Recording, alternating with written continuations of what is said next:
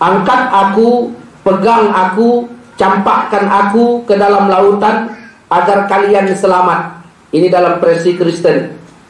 Jadi yang juru selamat sebenarnya dalam kitab itu Yunus, ya, bukan Yesus. Yesus nggak pernah berkata seperti itu. Yesus berkata, Eli Eli lama sabaqtani, Tuhan kenapa kau tinggalkan aku? Tapi Yunus berkata, angkat aku, campakkan aku ke dalam lautan agar kalian selamat. Rela dia dibuang demi keselamatan orang-orang. Ini juru selamat yang asli. Kalau memang betul mengikuti kitabnya. Kitabnya bilang hari Sabtu, kok gereja hari Minggu. Ya. Jadi kita juga bisa mengkritik mereka. Jangan mereka saja yang bisa mengkritik kita. Jadi kalau memang tak mau dikritik, ya jangan saling-saling mengkritik, kan begitu. Saya ingin menceritakan apa yang tertulis di dalam syarah Nurul Absar halaman 52.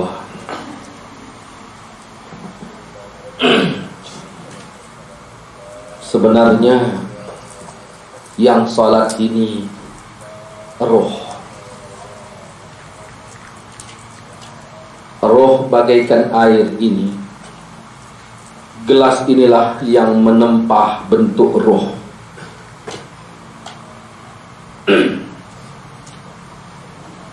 Kalau air ini dituangkan ke piring, maka bentuknya tidak lagi seperti ini. Nah, jadi roh manusia ketika masuk ke dalam jasad manusia, dia mengikuti wadah bentuknya manusia. Ketika manusia puntung tangannya sebelah kanan, bukan berarti rohnya kewer-kewer begini. Ya. Nah. Jadi jasad adalah alat bagi roh untuk ibadah. Di sana dikatakan ketika Allah menyuruh roh ibadah, roh berkata, aku tidak bisa ibadah tanpa alat. Allah menjadikan jasad sebagai alat untuk roh, agar roh bisa mengabdi kepada Allah dengan benar. Karena sholat ini mesti berdiri, maka dijadikannya kaki sebagai alat untuk berdiri. Karena sholat ini mesti rukuk, maka dijadikan Allah pinggang sebagai alat untuk rukuk. Dijadikannya kepala sebagai alat untuk sujud. Dijadikannya mata sebagai alat untuk melihat, kuping untuk mendengar, lidah untuk berbicara, membaca dan sebagainya. Inilah alat. Nah, saya kebetulan punya lahan satu rantai tanah 400 meter 20 kali 20. Saya katakan kepada si Ahmad, Mas, tolong cangkuli tanah ini, kerjakan. Maka si Ahmad berkata, Pak, saya tidak bisa bekerja tanpa alat. Lalu saya sediakan alat. Ini cangkul semuanya. Datang si Ahmad, dicangkulnya. Perkiraan saya, tanah segini lebarnya, sehari baru selesai. Tiba-tiba jam 8 saya serahkan cangkul. Setengah 10 dia udah duduk santai. Saya tanya, loh Mat, kok udah nyantai-nyantai? Udah siap Pak, katanya. Udah siap? Iya. Saya lihatlah ke lokasi. Ternyata tak rata dicangkulnya. Dicangkulnya pojok sana, dicangkulnya pojok sini. Enggak semuanya dicangkulnya. Hai roh, sholatlah. Kata roh, saya tak bisa sholat tanpa alat. Dikasih Tuhan jasad supaya bisa ibadah.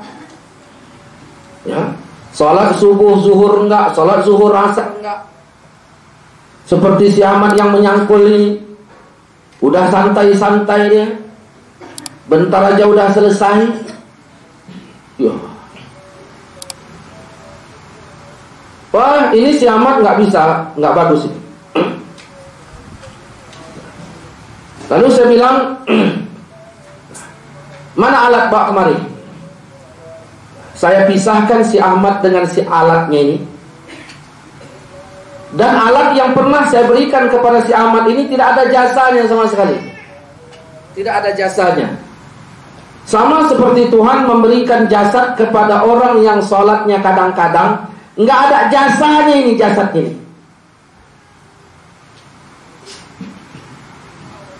Akhirnya saya panggillah si Udin.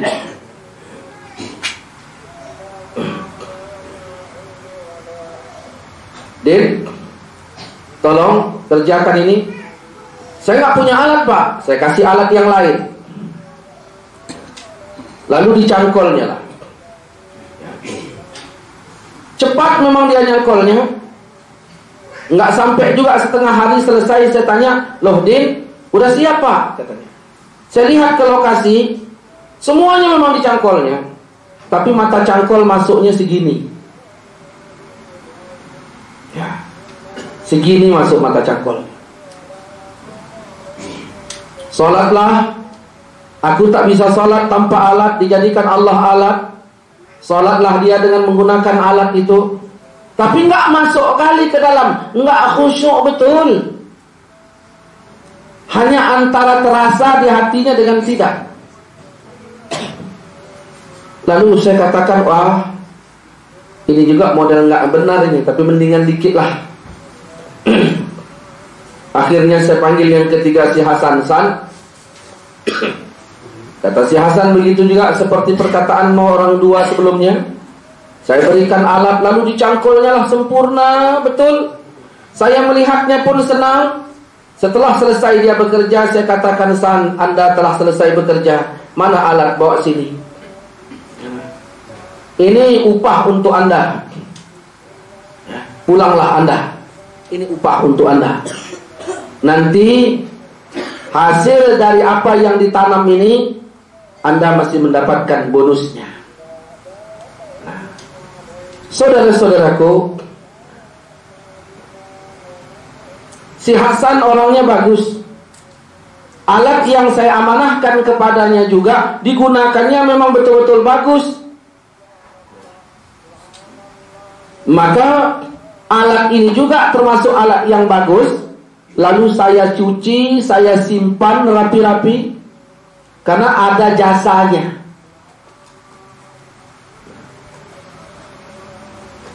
Kita di hadapan Allah Subhanahu wa ta'ala pada hakikatnya sama. Ketika Allah Subhanahu wa ta'ala memberikan alat itu sama. Tapi ada alat yang bagus,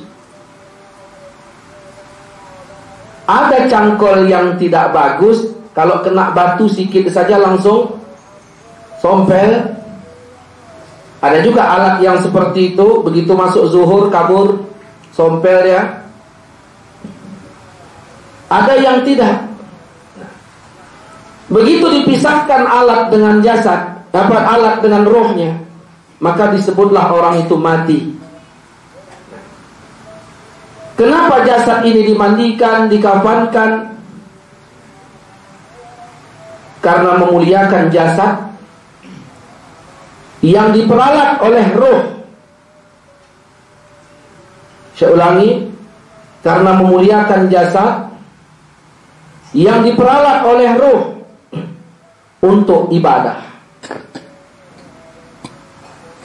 Makanya jasad orang kafir tidak ada syariat untuk dimandikan, untuk disolatkan, untuk dibersihkan, tidak ada. Mengapa? Apa hebatnya cangkol ini?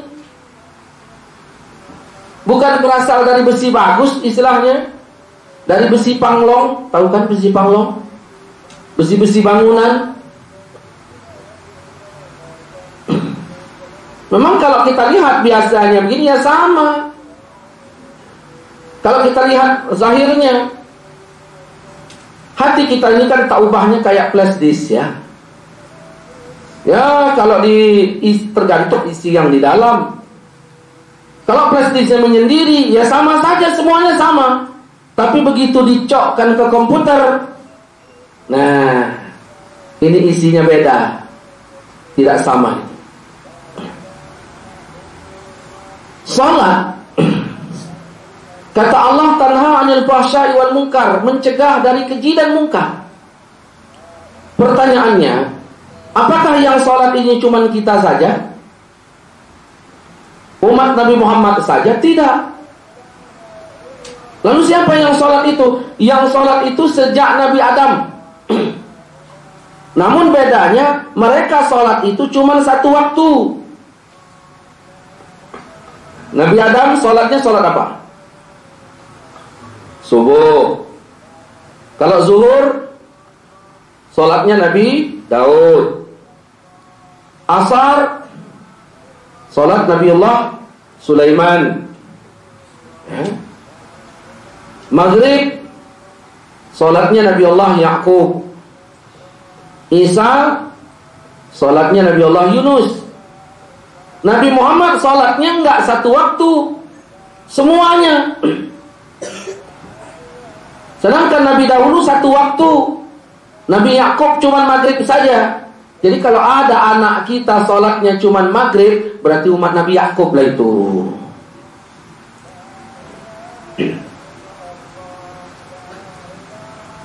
Kemudian Nabi-Nabi dahulu juga salat, caranya tidak sempurna seperti salat yang kita lakukan. Bahkan Rasulullah SAW sendiri pun pada awalnya salatnya tidak bersedekap, tapi berkacak pinggang dan matanya melihat ke langit.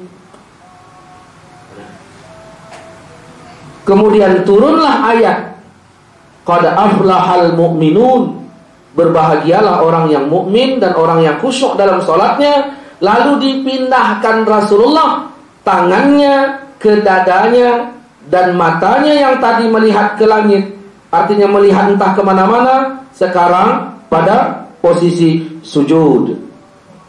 Nah, kalau Al-Quran mengatakan sesungguhnya salat ini mencegah dari keji dan mungkar, pertanyaannya, apa saja sih yang dicegah oleh salat itu? Kalau bodrek, kandungan di dalamnya khusus untuk sakit kepala. Apa saja sih yang terkandung dalam salat subuh itu? Mencegah apa saja dia? Kita lihat awalnya, subuh ini adalah salatnya Nabiullah Adam. Ujian yang diberikan Allah kepada Nabi Adam itu apa? Ketika di surga, Allah katakan, la taqraba hazihi sajarah, jangan kau dekati pohon ini. Ya, hazihi bermakna ini, syajarah bermakna pohon.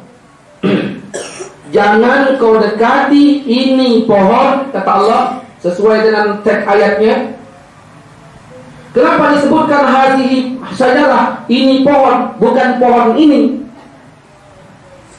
Kata-kata hazihi syajarah menunjukkan banyaknya pohon, namun inilah yang paling harus dijaga. Yang kedua, kenapa Tuhan mengatakan ini pohon? Kata-kata ini itu dekat dengan Adam alaihi salam. Yang ketiga, kenapa Tuhan mengatakan ini pohon? Ini menunjukkan Allah Maha Besar. Kalau Allah berkata itu, berarti Tuhan kecil. Allah berkata, jangan kau dekati ini pohon. Artinya pohon itu dekat dengan Adam. Apa itu? Nafsunya Adam alaihi salam. Loh, yang suka dengan Adam kan Hawa. Kenapa Allah tidak tegur Hawa langsung? Oh tidak, karena Adam adalah ar-rijalu qawwamuna 'alan nisa. Adam adalah pemimpin kaum wanita. Kesalahan yang dipimpin itu tampuknya pada kesalahan yang memimpin. Begitu maksudnya. Nah, kemudian setan nyaman. Kalau setan ngaku setan, ya, orang buang ya nggak terikut. Kemudian dia berkata, ini kuldi, ini buah kuldi, buah kekal. Allah tak sayang kepadamu, hai Adam, makanya engkau dilarang makan buah ini. Kalau kau makan berarti kau kekal di surga. Inilah dikecohkan syaitan. Akhirnya Adam makan buah itu, ya, artinya dekat dengan nafsunya. Kemudian dicabutlah fasilitas yang ada, dicabut. Saya punya keponakan, saya bilang, nak, kau tinggal di sini tempat paman, makan apa yang kau sukai, tapi ada aturan, jangan begini. Dikala dia melakukan kesalahan, nah, dicabut fasilitas yang ada. Dulu pakaian dicucikan, sekarang tidak. Dulu disetrika, sekarang tidak. Dulu nasi dimasakkan, sekarang tidak. Oleh karena kesalahannya, timbullah dia udah tak betah. Adam juga demikian. Akhirnya ihbitu, kata Allah, turunlah kalian, ihbitu, turunlah kalian semua. Adam, Hawa, yang ketiga syaitan. Diturunkanlah Adam di Hindustan, Hawa di Jeddah. Jadi dulu masih Hindustan semua itu. Diturunkan masih Hindustan, belakangan baru dipecah menjadi Turkistan, Afghanistan, ya, pokoknya instan semua itu baru dipecah belah. Saling mencarilah mereka. Ada riwayat mengatakan sampai 350 tahun mereka saling mencari. Ketika Adam memanggil Hawa, kemudian di bawah angin suara itu, nah, akhirnya didengar Hawa. Kemudian disaut di bawah angin. Nah, apakah langsung kayak telepon? Begitu halo langsung jawab? Ya enggak lah, angin bawanya kan pelan. Nah, mereka saling mutar-mutar di satu bukit ini saja. Di sini Hawa, ada memanggil Hawa, ya. Kemudian di bawah angin suaranya kemari. Nah, proses bawah angin ini kan mungkin 1 jam. Nah, 1 jam Adam udah di mana? Ya. Saling mencarilah mereka. Nah, di mana Adam diturunkan? Ya, di Kolombo. Itu dulu masuk wilayah Hindustan. Ya. Ceylon, ada satu bukit di situ namanya Jejak Adam. Berapa besar sih Adam? Tapaknya saja 20 meter. Jadi kalau tapak Nabi Adam 20 meter, biasanya kalau kita tingginya itu 10 tapak, itu manusia paling tinggi. 10 kali tapaknya berarti 10 jengkal. Kalau Adam diriwayatkan manusia tinggi, berarti 10 tapaknya 20 meter, berarti 200 meter. Bayangkan dari pinggang ke atas dan dari pinggang ke bawah 100 meter. Berarti perjalanan Nabi Adam langkahnya itu sekitar 85 meter. Pantas kalau Allah mengatakan Adam ini khalifah. Jadi kalau 1 jam Adam berjalan, balik papan Medan itu dah sampai itu ya. Gitulah umpamanya. Oleh karena Adam besar, apakah mungkin gajah sekecil gajah sekarang? Enggak. Jadi gajahnya juga ya sesuai dengan Adam. Jadi bohong yang kita tonton di televisi. 200 juta tahun dinosaurus katanya. Jadi orang segini dinosaurus tadi besar kali. Allah tidak menzalimi. Adam besar ya, makhluk juga besar. Merpati, tahu kan burung merpati? Itu kalau kita pegang dia pinggangnya pas segini nih, bisa menyatu antara jempol dengan jari tengah. Nah, Nabi Adam Jengkalnya ini 20 meter, berarti kalau dibulatkannya garis lintangnya 8 meter, itu burung merpatinya juga 3 kali gajah sekarang. Seiring dengan mengecilnya manusia, dikecilkan juga binatang, kalau enggak dipatok ayam kita. Pernah kan baca waktu di Arab Saudi ditemukan tengkorak yang besar? Itu masuk Quran itu. Nah, saudara-saudaraku seiman seakidah yang dirahmati Allah Subhanahu wa taala. Maka laut masa Nabi Adam juga tidak seperti laut sekarang, sungainya pun tidak seperti sekarang. Kemudian bertemulah Adam dan Hawa ini di Jeddah pada hari Jumat. Makanya kita anak keturunan Adam ini ya tidak sah hajinya kecuali harus duduk sama rendah, berdiri sama tinggi di padang pada Arafah yang disebut dengan wukuf. Nah, lahir anak 20 kali melahirkan kembar-kembar jadi 40. Nabi Adam meninggal, jumlah anak cucunya 124.000. Sudah sulit kita hitung apa namanya lagi itu. Terjadi pertengkaran Habil dan Qabil. Akhirnya Qabil berangkat lagi ke India. Adam menyusul ke sana, meninggallah di sana. Hawa tetap di Jeddah. Maka kita lihat apa bentuk ujian yang diberikan Allah kepada Adam. Pertama syaitan, ya.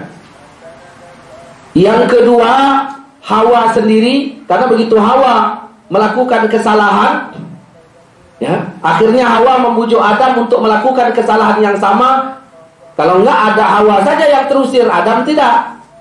Nah, ketika di dunia anaknya sendiri, jadi ada 3 pengaruh: syaitan, pasangan, dan lingkungan. Kepada Adam diberikan Allah salat subuh, kepada kita pun ada salat subuh. Kalau kita mampu melakukan salat subuh dengan benar, selamatlah kita dari 3 pengaruh itu, yaitu pengaruh syaitan, pengaruh pasangan, dan pengaruh lingkungan. Sering kadang-kadang anak-anak kesurupan kita tawarkan ayat kursi, sementara tidak pernah kita bimbing salat subuh. Ya, enggak seimbang. Satu, udah mau isya ini ya. Yang kedua salat zuhur, yaitu salatnya Nabiullah Daud. Daud seorang raja, ya, seorang raja.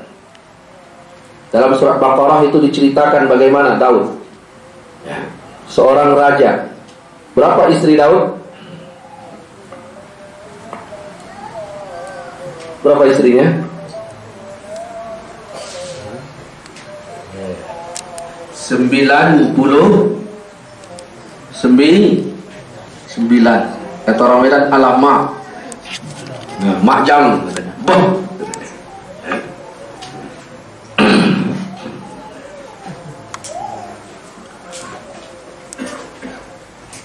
Ada fitnah kepada Nabi Daud. Makanya kaum Nasara mengatakan Daud itu orang yang berdosa. Sebenarnya yang namanya Rasul maksum, selamat dari dosa, hanya pada satu ketika dia ingin menggenapkannya. Nah, wanita yang diinginkannya ini artinya sudah ada yang menginginkannya. Allah kan maha adil. Allah maha adil. Allah mengabulkan doa siapapun. Kemudian Allah Subhanahu wa ta'ala mengutus malaikat untuk menggambarkan kepada Nabi Daud. Akhirnya Nabi Daud yang namanya Rasul wajib kita yakini tidak ada dosanya, selamat dari dosa. Maka datanglah 2 malaikat. Yang satu membawa seekor kambing, yang satu membawa 99 ekor kambing. Yang membawa seekor kambing mengadu kepada Daud, wahai Daud, dia punya kambing 99, saya cuma 1. Kayaknya kambing ini mau dibelinya, nggak saya kasih. Tapi kayak-kayaknya dia tetap ngotot, begitulah istilahnya. Nabi Daud menyadarinya. Itulah Rasulullah, sedikit saja peringatan dari Allah langsung sadar kalau kita enggak. Ya. Nabi Daud pernah kedatangan 2 orang perempuan mengadu kepada Nabiullah Daud. Berkata dia, "Ya Rasulullah, aku menitipkan anakku kepada anak pamanku bernama ini beda-beda riwayat. Namun dia ini mengaku ini anaknya." Akhirnya Nabi Daud kebingungan ini bagaimana memutuskannya. Sulaiman yang masih kecil berkata, "Ayah, gampang saja tegakkan keadilan. Kalau memang masing-masing mereka mengakui ini anaknya, ya sudah, belah duakan saja, kan adil." Akhirnya Nabi Daud menguji mereka berdua. Ketika hendak diacungkan pedangnya, ibu yang asli berkata, "Tuan, jangan anak ini dibunuh. Biarlah saya kalah, yang penting anak ini selamat. Biarlah saya pulang dengan tangan kosong, yang penting anak ini ya tidak mati." Begitulah. Akhirnya ketahuan mana ibu asli dan mana yang bukan. Begitulah. Jadi ada kurang jeli dan kurang teliti sedikit sebagai ujian untuk Nabi Daud dan umat-umatnya. Kepada Allah, ya, kepada Nabi Daud diberikan Allah Subhanahu wa taala salat zuhur, dan zuhur juga ada pada kita. Kalau kita mampu melakukan zuhur dengan benar, insya Allah selamatlah dari kita 1, 2, 3 macam penyakit. Ya, terlalu gegabah, kurang teliti, kurang jeli, dan ada istilah satu mata yang nggak bisa dikacamatain. Mata apa namanya, Pak? Hati. Mata keranjang. Nah, zuhur sangat besar pengaruhnya dengan masalah ini. Saya ulangi, zuhur sangat besar pengaruhnya dengan masalah ini. Maka lihat keadaannya yang mana bermasalah itu yang perlu diperbaiki. Saya buka bengkel, datang orang nyorong keretanya, begitu disorongnya, saya tengok bannya kempes, kok businya pula yang sibuk saya lapin. Lihat keadaannya yang mana. Kalau pengaruhnya begini, subuh. Kalau ini, zuhur. Kalau ini, asar. Kalau ini, maghrib. Dapat dilihat. Kemudian asar adalah salatnya Sulaiman. Sulaiman salatnya tidak pakai rukuk dan sujud, tapi dia berdiri saja, berdiri. Makanya Sulaiman meninggalnya pun dalam keadaan berdiri di mihrab. Orang bilang Sulaiman mati berdiri, betul. Orang bilang Sulaiman mati salat, betul. Orang memang salatnya Sulaiman berdiri. Dia berkata kepada jin, "Siapkan ini semuanya." Maka bersiap-siaplah jin ini tadi. Nabi Sulaiman berdiri dan meninggal. Jin nggak tahu kalau Nabi Sulaiman sudah meninggal. Tiba-tiba untunglah tongkatnya gara-gara dimakan rayap. Barulah tahu iblis Sulaiman sudah meninggal. Jadi iblis nggak tahu yang gaib itu. Hakikatnya dia nggak ngerti. Ada riwayat mengatakan, ya, tertulis di dalam kitab Bu'yah Al-Murtarsyidin. Saya lupa halamannya, ya, tapi di dalam kitab itu, maka iblis ini tadi, ya, emosi, kata orang Medan, pala, lalu kencinglah dia di samping mihrabnya, maka tumbuhlah 2 jenis pohon, yaitu tembakau dan ganja. Maka disebutlah 2 ini min baulis syaitan, berasal dari kencing syaitan.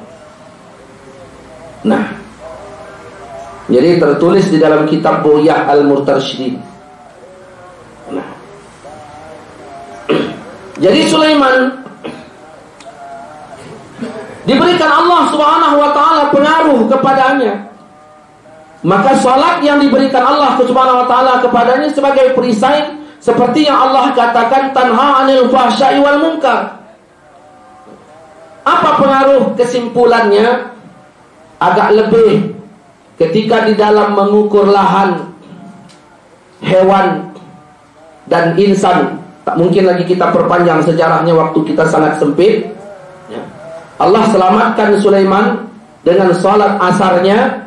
Kepada kita juga diberikan salat asar. Kalau kita mampu melakukan asar dengan benar, insya Allah selamatlah dari kita sifat yang berlebihan mengukur hewan, mengukur insan, ya, dan mengukur yang lainnya.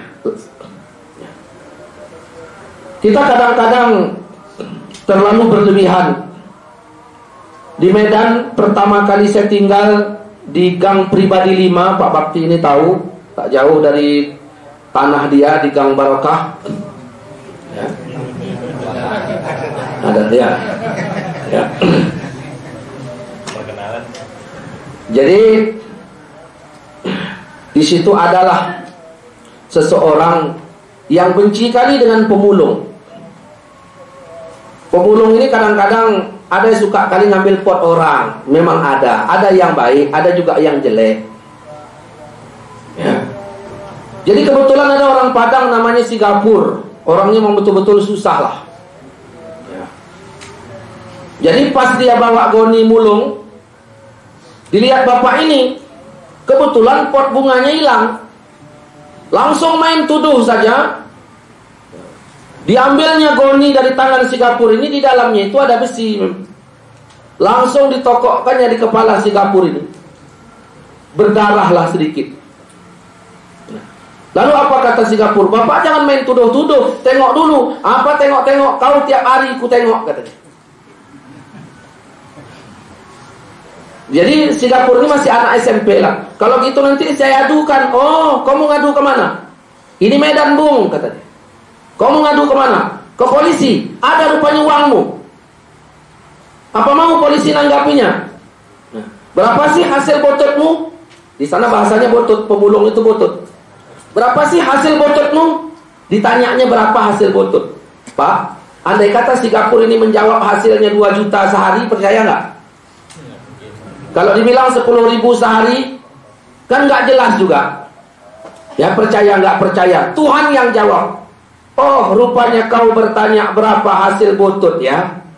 Hancur usahanya, terjual rumahnya, semua hartanya habis, hingga dia jadi tukang pemulung juga, sehingga ngertilah dia berapa hasilmu mulung. Jangan suka kali menghina orang. Berapa sih hasilnya? Nah, oh rupanya kau mau tahu. Jadi itu, kalau mau tanya hasil, Cak, tanya hasil gubernur. Berapa sih hasil gubernur? Jadi kalau jadi pun kan enak.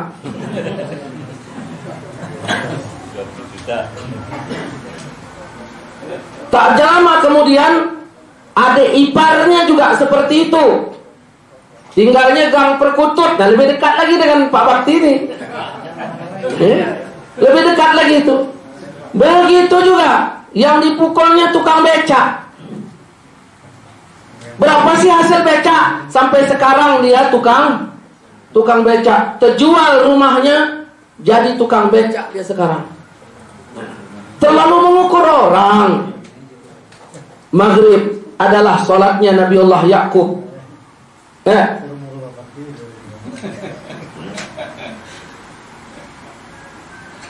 Keturunan apa? Yakub disebut keturunannya Bani Israel.